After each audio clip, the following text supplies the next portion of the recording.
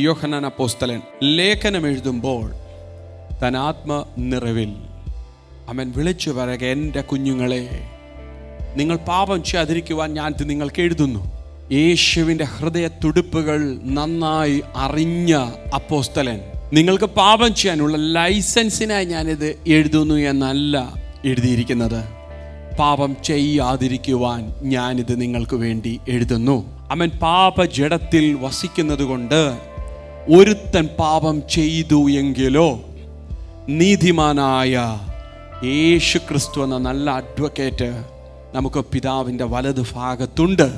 ഈ രക്ഷയെ പലരും അങ്ങ് ചുരുക്കി ഇത് ഗ്ലോറിയസ് ഗോസ്പൽ തന്നെ, പക്ഷേ ഇതിൻ്റെ അർത്ഥത്തെ മറ്റു രീതിയിലേക്ക് പലരും തിരിച്ചുവിട്ട് ഈ കൃപയെന്ന് പറയുന്നത് പാപം ചെയ്യാനുള്ള ലൈസൻസ് ആണെന്ന് പഠിപ്പിക്കുന്നവരും ഉണ്ട്.